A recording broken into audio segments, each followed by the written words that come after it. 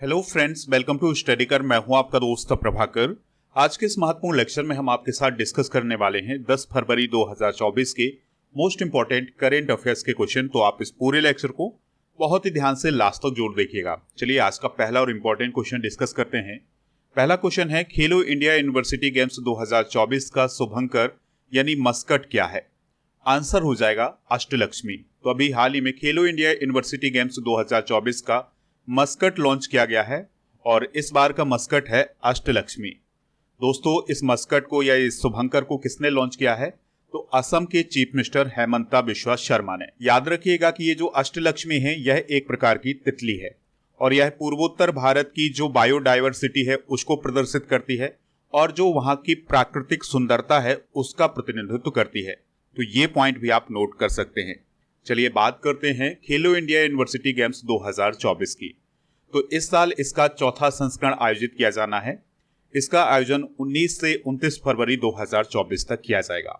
इसका आयोजन कहाँ किया जाएगा? तो असम के गुवाहाटी में इसका आयोजन किया जाएगा। इसमें 20 खेल शामिल किए जाएंगे और लगभग 4500 एथलीट इसमें शामिल होने वाले हैं। दोस्तों याद रखिएगा कि खेलो इंडिया यूनिवर्सिटी गेम्स 2024 में 200 से अधिक यूनिवर्सिटी शामिल होने वाली हैं। चलिए दोस्तों, कुछ प्रमुख शुभंकर या मस्कट डिस्कस कर लेते हैं। तो अभी हाल ही में खेलो इंडिया विंटर गेम्स आयोजित किए गए हैं 2024 के। तो इसका मस्कट रहा है सीन ए सी। खेलो इंडिया यूथ गेम्स 2024 का मस्कट क्या रहा है? बीरा मंगाई। 37वें नेशनल गेम्स आयोजित किए गए थे 2023 में, उसका मस्कट क्या था? मोगा। महिला विश्व मुक्केबाजी चैंपियनशिप 2023 का मस्कट क्या था? वीरा, जो कि एक चीता रहा है। 13वां आईसीसी वर्ल्ड कप 2023 आयोजित किया गया था, उसका मस्कट क्या था? ब्लेज और टोंक। एशियन पैरा गेम्स 2023 का मस्कट क्या रहा है? Fei Fei. और तीसरा खेलो इंडिया यूनिवर्सिटी गेम्स 2023 का जो मस्कट रहा है वो रहा है जीतू। आप इस पूरे लेक्चर को बहुत ही ध्यान से लास्ट तक देखिएगा। लास्ट में आपसे क्वेश्चन पूछा जाएगा जिसका आंसर कमेंट बॉक्स में देना है। अगर आप चैनल पर पहली बार आए हैं तो सब्सक्राइब कर लें, बेल आइकन भी दबा लें जिससे आपको समय पर सबसे पहले नोटिफिकेशन मिल सकेगा। आप हमसे टेलीग्राम पर जुड़ जाइएगा। टेलीग्राम पर जाना है, स्टडी कर ऑफिशियल सर्च करना है तो वहां पर हमारा चैनल मिल जाएगा। इस चैनल को ज्वाइन कर लेना है तो पीडीएफ भी आपको वहीं पर मिल जाएगा। इसके अलावा आप हमारा ऐप भी डाउनलोड कर सकते हैं। ऐप पर आपको मंथली करंट अफेयर्स और ईयरली करंट अफेयर्स की ई बुक मिल जाएगी। तो इन सभी को प्राप्त करने के लिए ऐप को जरूर डाउनलोड करें। नेक्स्ट क्वेश्चन है, हाल ही में भारत रत्न 2024 से किसे सम्मानित किया गया है? आंसर हो जाएगा पीवी नरसिम्हा राव, चौधरी चरण सिंह और एमएस स्वामीनाथन। तो इस क्वेश्चन का राइट आंसर हो जाएगा ऑप्शन नंबर डी, यानी अभी 3 लोगों को भारत रत्न से सम्मानित किया गया है। तो इस प्रकार से 2024 में 5 ऐसे व्यक्ति हो गए हैं जिन्हें भारत रत्न से सम्मानित किया गया है। पहला नाम है कर्पूरी ठाकुर का, दूसरा नाम है लाल कृष्ण आडवाणी का, तीसरे व्यक्ति हैं पीवी नरसिम्हा राव, चौथे हैं चौधरी चरण सिंह और 5वें व्यक्ति हैं एमएस स्वामीनाथन। तो ये वो 5 व्यक्ति हैं जिन्हें 2024 में भारत रत्न से सम्मानित किया गया है। चलिए अब इनको एक एक करके डिस्कस कर लेते हैं। सबसे पहले बात करते हैं पीवी नरसिम्हा राव जी की। तो इनका जन्म हुआ था 28 जून 1921 को और इनका जन्म हुआ था लखनेपल्ली में, जो कि तेलंगाना राज्य में है। पहले ये हैदराबाद स्टेट में था जब इनका जन्म हुआ था, लेकिन वर्तमान में ये तेलंगाना स्टेट में है। नरसिम्हा राव भारत के 9वें प्राइम मिनिस्टर रहे हैं। तो वो 1991 से 1996 तक भारत के प्राइम मिनिस्टर रहे हैं। इसके अलावा उन्होंने रक्षा मंत्री, विदेश मंत्री और गृह मंत्री के रूप में भी काम किया हुआ है। आंध्र प्रदेश के चीफ मिनिस्टर के रूप में उन्होंने 1971 से 1973 तक कार्य किया हुआ है। चलिए बात करते हैं चौधरी चरण सिंह जी की। तो ये किसानों के नेता रहे हैं। इनका संबंध उत्तर प्रदेश से रहा है। इनका जन्म हुआ था 23 दिसंबर 1902 को। नूरपुर में इनका जन्म हुआ था, जो कि मेरठ डिस्ट्रिक्ट में है और ये उत्तर प्रदेश में है।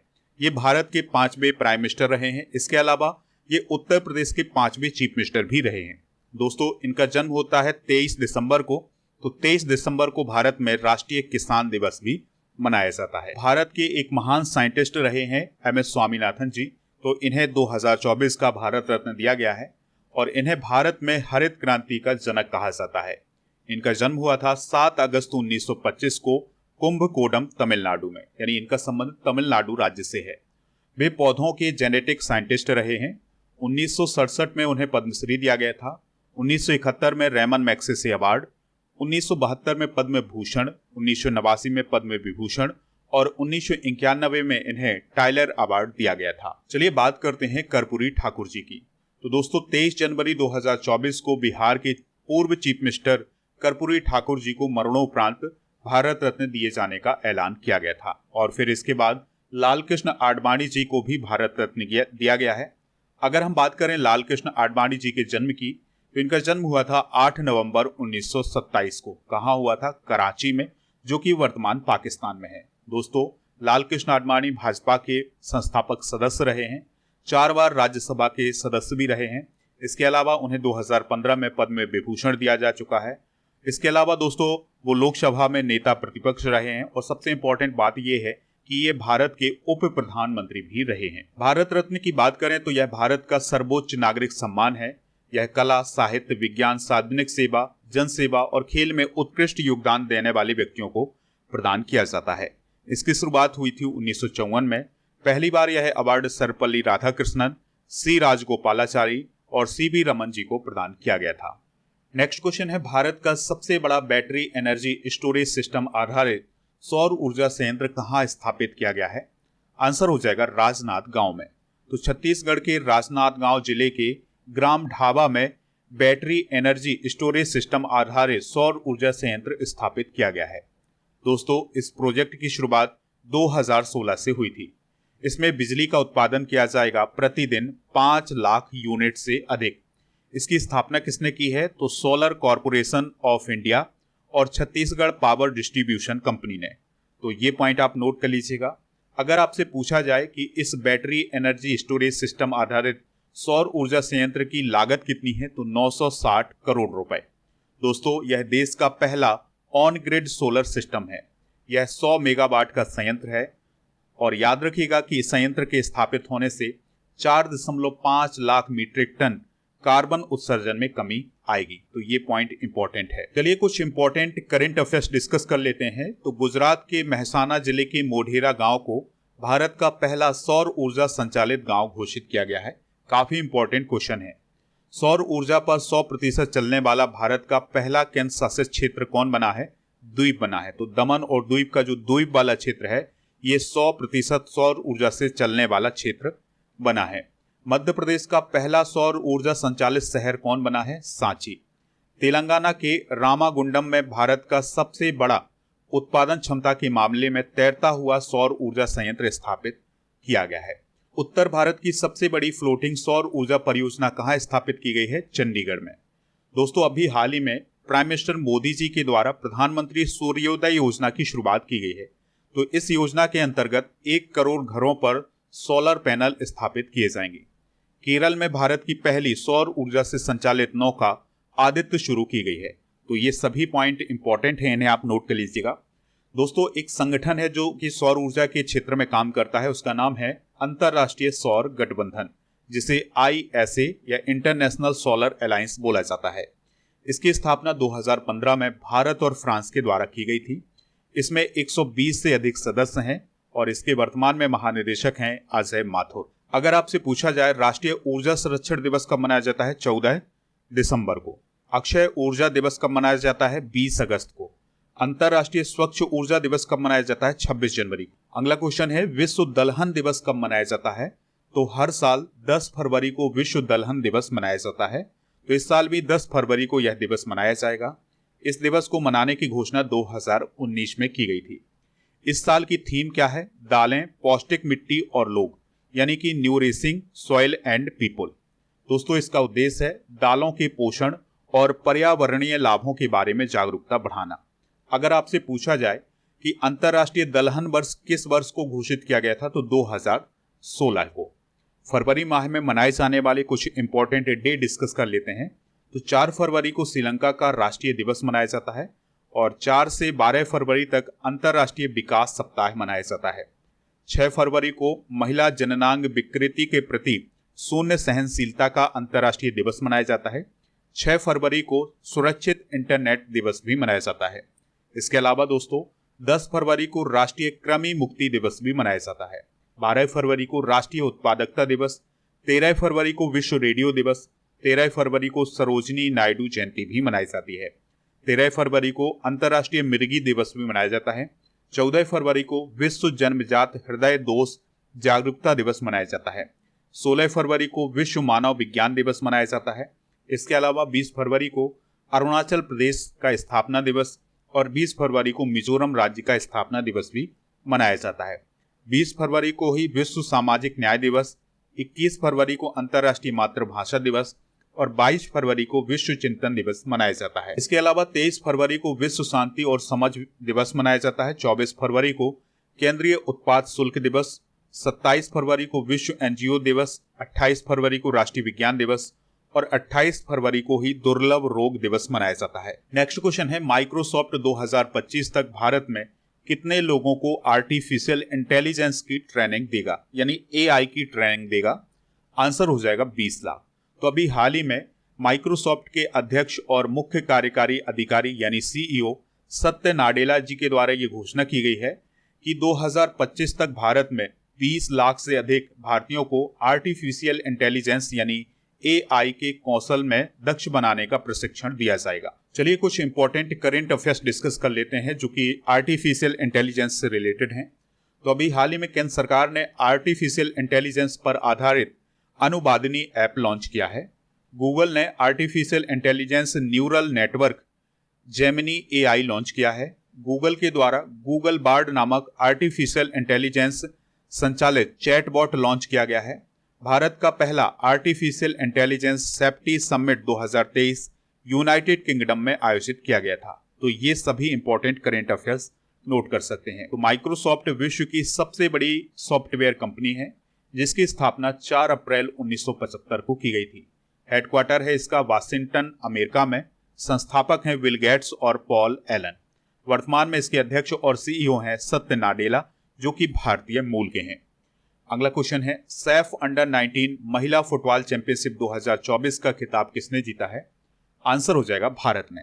तो दोस्तों, भारत और बांग्लादेश ने संयुक्त रूप से सैफ अंडर 19 महिला फुटबॉल चैंपियनशिप 2024 का खिताब जीता है।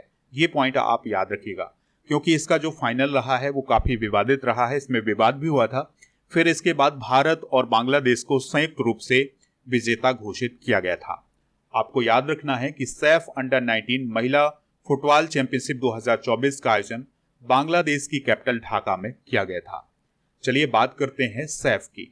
तो दोस्तों, सैफ का फुल फॉर्म क्या होता है? South Asian football federation. इसका फॉर्मेशन हुआ था 1997 में। हेडक्वार्टर है इसका ढाका, बांग्लादेश में। इसके मेंबर कौन कौन है? इंडिया, बांग्लादेश, नेपाल, पाकिस्तान, मालदीव, श्रीलंका और भूटान। वर्तमान में इसके प्रेसिडेंट कौन है? काजी सलाउद्दीन। फुटबॉल से रिलेटेड कुछ इंपॉर्टेंट कप डिस्कस करते हैं। तो रोबर्ट्स कप, ये फुटबॉल से रिलेटेड है। संतोष ट्रॉफी और Subroto cup, Durand cup, Ashutosh cup और मर्केडा कप, ये सभी फुटबॉल से रिलेटेड कप हैं। नेक्स्ट क्वेश्चन है, विश्व सरकार शिखर सम्मेलन 2024 यानी वर्ल्ड गवर्नमेंट समिट 2024 के लिए किन देशों को सम्मानित अतिथि घोषित किया गया है, यानी गेस्ट कंट्री घोषित किया गया है? आंसर हो जाएगा भारत, तुर्की और कतर। तो इन 3 देशों को वर्ल्ड गवर्नमेंट समिट 2024 के लिए गेस्ट कंट्री के रूप में घोषित किया गया है। तो इस क्वेश्चन का राइट आंसर हो जाएगा ऑप्शन नंबर डी। अब सवाल आता है कि ये जो विश्व सरकार शिखर सम्मेलन है इसका आयोजन कहाँ किया जाएगा? तो इसका आयोजन दुबई, यूएई में किया जाएगा। ठीक है, इस सम्मेलन की थीम क्या है? तो भविष्य की सरकारों को आकार देना, यानी shaping the government of the future. इस सम्मेलन में भारत की ओर से प्राइम मिनिस्टर मोदी जी शामिल होने वाले हैं। और दोस्तों, आपको ये भी याद रखना है कि ये जो वर्ल्ड गवर्नमेंट समिट 2024 है इसका आयोजन 12 से 14 फरवरी 2024 तक किया जाएगा। चलिए दोस्तों, कुछ प्रमुख सम्मेलन और बैठकें डिस्कस कर लेते हैं। तो आतंकवाद से निपटने पर पहली बार यूरोपीय यूनियन और भारत गोलमेज सम्मेलन 2024 कहाँ हुआ है? नई दिल्ली में। 7वां हिंद महासागर सम्मेलन 2024 का आयोजन कहाँ किया गया है? पर्थ, ऑस्ट्रेलिया में। स्टॉप टीबी पार्टनरशिप मीटिंग 2024 का आयोजन ब्राजील में किया गया है। भारत ऊर्जा सप्ताह 2024 का आयोजन गोवा राज्य में किया गया है। भारत नाइजीरिया संयुक्त आयोग की बैठक 2024 अबुजा, नाइजीरिया में की गई है। और दोस्तों, इसके अलावा खनन मंत्रियों के सम्मेलन 2024 का आयोजन भोपाल, मध्य प्रदेश में किया गया है। G77 शिखर सम्मेलन कहाँ किया गया है? युगांडा में। क्षेत्रीय राजभाषा सम्मेलन 2024 का आयोजन बेंगलुरु में किया गया है। बिंग्स इंडिया 2024 का आयोजन हैदराबाद में किया गया है। तो ये सभी समिट आप नोट कर सकते हैं। अगला क्वेश्चन है, लक्ष्मी नारायण अंतर्राष्ट्रीय पुरस्कार से किसे सम्मानित किया गया है? तो अभी हाल ही में संगीतकार प्यारेलाल शर्मा को लक्ष्मी नारायण अंतर्राष्ट्रीय पुरस्कार से सम्मानित किया गया है। दोस्तों, बहुत ही प्रसिद्ध संगीतकार हैं प्यारेलाल शर्मा जी। तो उन्हें अभी हाल ही में कला में उनके योगदान के लिए लक्ष्मी नारायण अंतर्राष्ट्रीय पुरस्कार से सम्मानित किया गया है। यहाँ पर आप देख सकते हैं, ये हैं प्यारेलाल जी। और दोस्तों, आपको एक पॉइंट और याद रखना है प्यारेलाल शर्मा जी के बारे में कि इन्हें 2024 का पद्म भूषण भी दिया गया है। संगीतकार एल सुब्रमण्यम और कविता कृष्णमूर्ति जी के द्वारा लक्ष्मी नारायण अंतर्राष्ट्रीय पुरस्कार प्यारेलाल शर्मा जी को प्रदान किया गया है। लक्ष्मीकांत और प्यारेलाल जी की जोड़ी काफी फेमस रही है। तो इन्होंने 1963 में फिल्म पारस मणि से संगीतकार के रूप में अपने करियर की शुरुआत की थी। हाल ही में प्रदान किए गए अवार्ड डिस्कस कर लेते हैं। तो डॉक्टर बीना मोदी को outstanding business woman of the year का अवार्ड दिया गया है। पुजारी ईश्वरी प्रसाद को शंकर स्मृति पुरस्कार दिया गया है। एल के आडवाणी और कर्पूरी ठाकुर जी को भारत रत्न 2024 से सम्मानित किया गया है। निखिल वाघ को महागौरव पुरस्कार 2024 दिया गया है। रवि शास्त्री को कर्नल CK नायडू अवार्ड दिया गया है। फिल्म फेयर अवार्ड में बेस्ट एक्टर का अवार्ड रणबीर कपूर और बेस्ट एक्ट्रेस का अवार्ड आलिया भट्ट को दिया गया है। नेक्स्ट क्वेश्चन है, जल निवारण एवं प्रदूषण नियंत्रण संशोधन विधेयक 2024 के द्वारा किस वर्ष के जल प्रदूषण रोकथाम और नियंत्रण अधिनियम में संशोधन किया गया है? आंसर हो जाएगा 1974। तो दोस्तों, अभी हाल ही में संसद में जल प्रदूषण और रोकथाम और नियंत्रण संशोधन विधेयक 2024 पारित किया गया है। याद रखिएगा कि इसे राज्यसभा और लोकसभा दोनों में पास किया जा चुका है। इसका उद्देश्य है जल प्रदूषण की रोकथाम और नियंत्रण अधिनियम 1974 में संशोधन करना।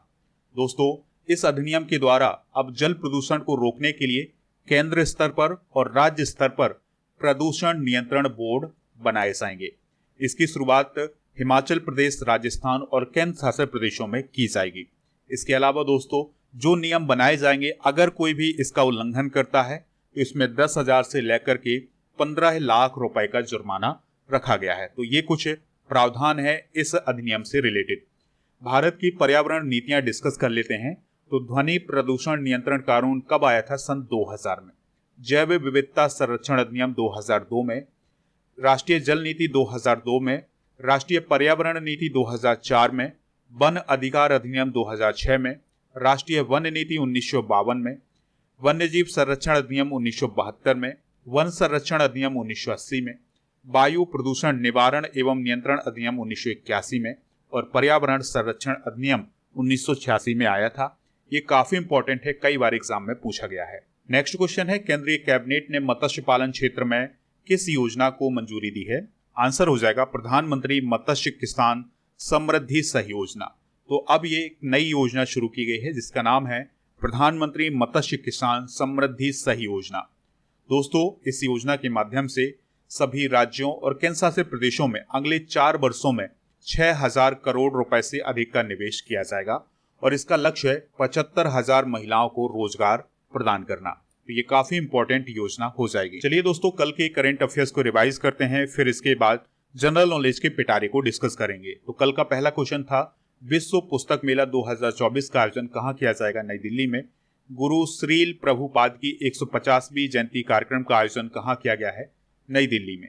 7वें हिंद महासागर सम्मेलन का आयोजन किस देश में किया जा रहा है? ऑस्ट्रेलिया में। सरकार के द्वारा किस देश की सीमा पर बाढ़ यानी फेंसिंग लगाने का फैसला किया गया है?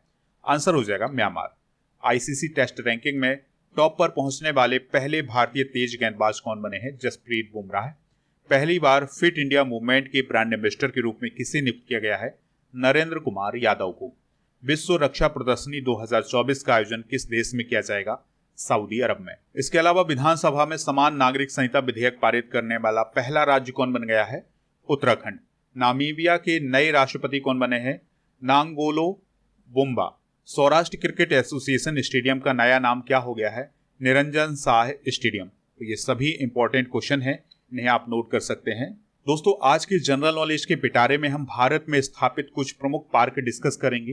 तो अगर आपसे पूछा जाए चाय पार्क या टी पार्क कहाँ स्थापित किया गया है? असम राज्य में।